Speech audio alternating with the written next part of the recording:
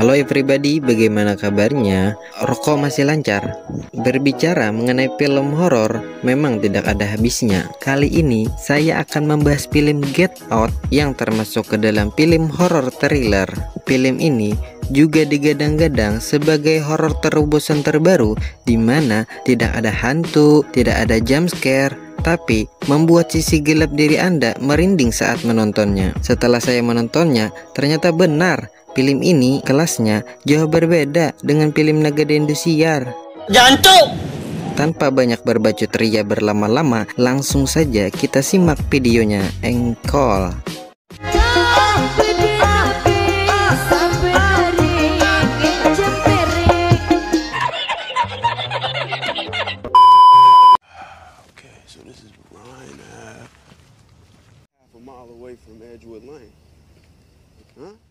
Film ini diawali dengan adegan seorang pria kulit hitam yang sedang berjalan sendirian di pinggir jalan. Tiba-tiba muncul mobil putih misterius yang mengikutinya.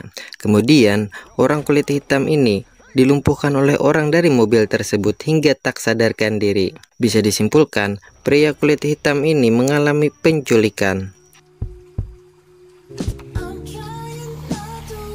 Adegan berpindah ke tempat lain yang memperlihatkan seorang kulit hitam juga yang bernama Chris, dan dia adalah bintang utama di film ini. Dan orang berkulit putih ini namanya Rose. Si Eneng ini adalah pacarnya si Chris. Beruntung sekali Anda. Mereka adalah pasangan kekasih yang sudah lama berpacaran dan berniat berkunjung ke rumah orang tuanya Rose. Dengan kata lain, si Chris ini akan bertemu langsung dengan calon mertuanya. Saat di perjalanan, Chris kelihatan sangat senang karena akan bertemu dengan calon mertuanya. Di tengah perjalanan tersebut, Chris mendapat telepon dari sahabatnya yang seorang anggota kepolisian. Dia memberitahukan bahwa akhir-akhir ini lingkungan sedang tidak aman dan ada banyak tindak kriminal yang kebanyakan korbannya adalah orang-orang kulit hitam. Dia pun menyarankan Chris untuk menjaga jarak dengan orang kulit-kulit putih. Chris yang menanggapinya dengan tidak serius hanya nyengir saja. Dan tiba-tiba seekor rusa meloncat ke arah mobil mereka yang sedang melaju, sehingga rusa tersebut tidak sengaja tertabrak.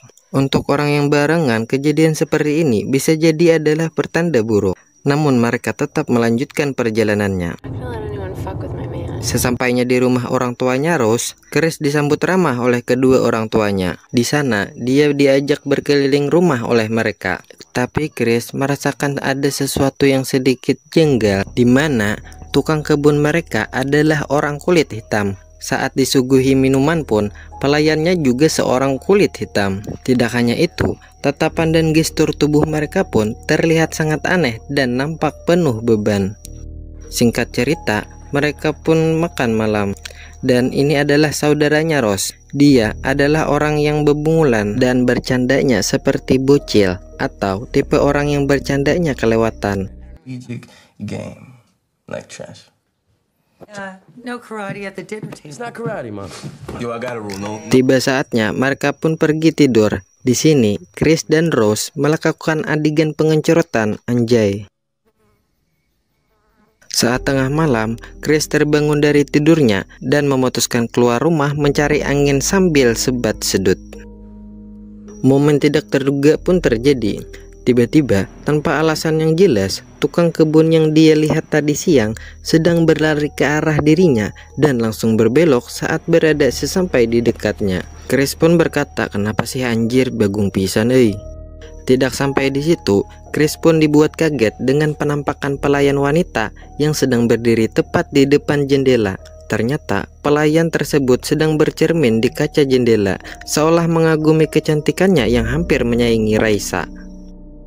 Ketika Chris kembali masuk ke rumah, dia kembali dikejutkan oleh ibu mertuanya yang sedang duduk sendirian. Chris pun menghampirinya.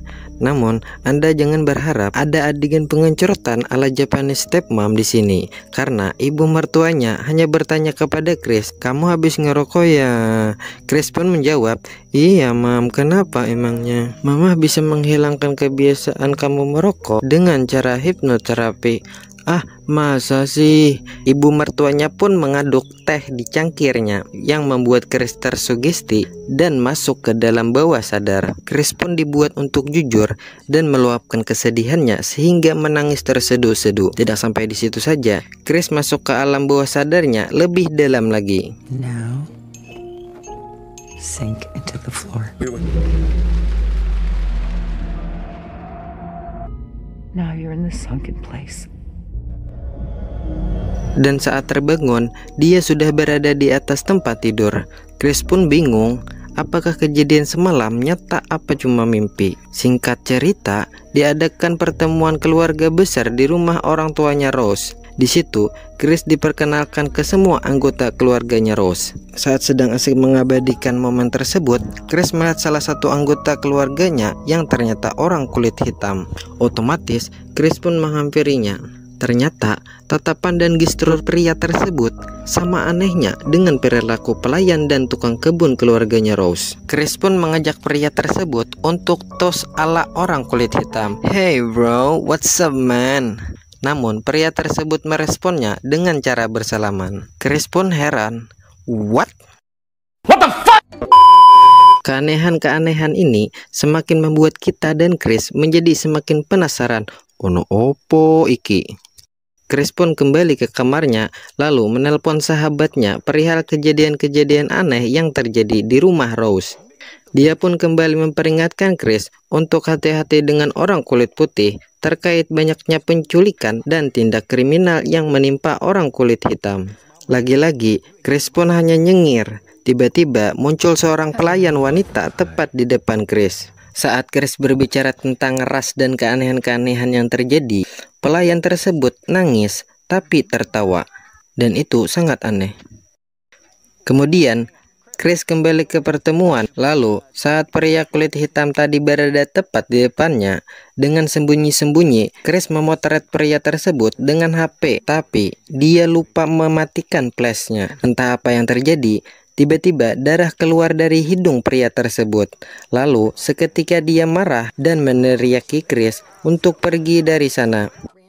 Rose selalu menenangkan Chris yang sedang shock atas kejadian tersebut. Tidak lama, pria tadi muncul lagi dan terlihat normal baik-baik saja, seolah tidak terjadi apa-apa. Kemudian, Rose dan Chris pergi ke tepi danau. Di sana, Chris mengatakan bahwa dia berencana akan pulang nanti malam karena sudah muak berada di situ. Di saat yang bersamaan, seluruh anggota keluarga Rose tengah melakukan sebuah acara pelelangan, dan yang dilelang bukan sabun mandi, apalagi daleman Miyabi, tetapi itu adalah Chris, dan pelelangan tersebut dimenangkan oleh seorang tunanetra ini. Mungkin sampai sini Anda berpikir bahwa film ini tentang perbudakan. Awalnya saya juga berpikir seperti itu, tapi tidak cuy. Saat malam tiba, perilaku orang di sana semakin aneh dan membagongkan. Saat mengemasi barang-barangnya, secara tidak sengaja Chris menemukan sebuah laci berisi foto-foto Rose bersama pria lain. Hah? Setelah diperiksa satu persatu, ternyata foto tersebut memiliki satu persamaan, yaitu semua pria yang bersama Rose adalah pria kulit hitam, sama seperti diriku.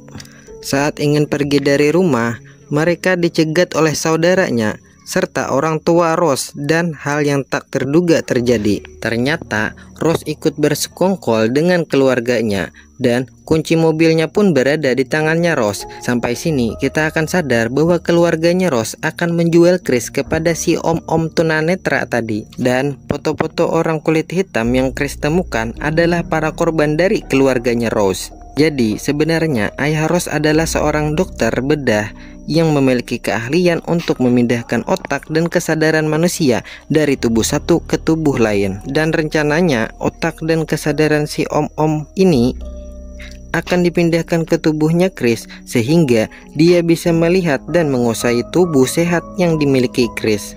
Dan faktanya orang-orang ini adalah korban penculikan yang otaknya sudah diganti dengan otak anggotanya keluarganya Rose. Ini menjelaskan sikap mereka aneh karena kesadaran korban masih ada dan terjebak di sana, tetapi tidak dapat mengendalikan tubuhnya karena sudah diambil alih oleh otak keluarga mereka.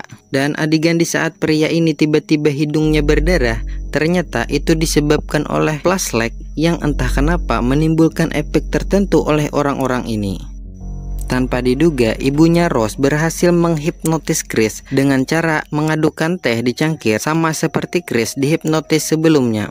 Saat Chris sudah tumbang, dia kemudian disekap di ruang basement.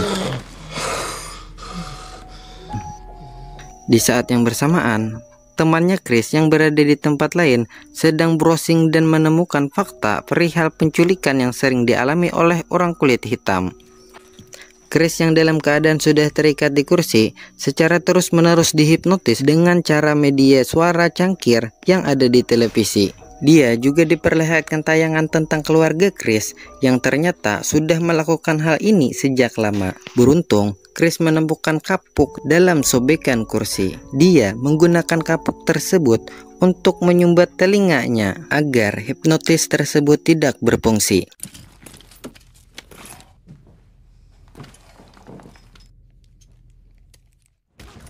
Akhirnya, Chris bisa lolos dan menghabisi saudaranya Rose. Dari situ, dia berubah menjadi super dedek dan mendatangi ayah ibu mertuanya dan menghabisi nyawa mereka semua.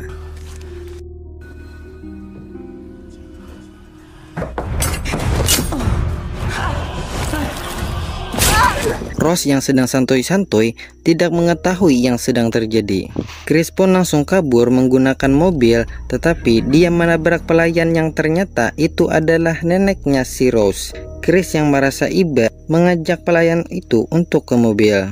Pelayan tersebut justru menyerang, tetapi Chris bisa mengalahkannya. Lalu, Chris yang sedang berlari kabur ternyata dikejar mamang tukang kebun yang ternyata itu adalah kakeknya si Rose. Dengan kekuatan flashlight di HP, akhirnya kakek Rose tidak bisa mengendalikan tubuh itu. Tiba-tiba Rose muncul sambil membawa senapan. Si tukang kebun meminta senapan tersebut dan Rose memberikannya karena dikira kesadarannya masih dikuasai kakeknya. Tanpa ragu, tukang kebun itu menembak Rose, kemudian menembak dirinya sendiri agar kesadaran kakek Rose yang menguasai tubuhnya juga ikut mati. Rose yang sudah sekarat meminta maaf kepada Chris, tapi Chris sudah terlanjur sakit hati. Tiba-tiba muncul sebuah mobil. Rose melambaikan tangannya agar dia dikira korban dan Chris pelakunya. Tetapi hei, itu adalah temannya si Chris. Chris pun masuk ke mobil dan temannya berkata, "Aku kan sudah bilang, kamu jangan main sama mereka.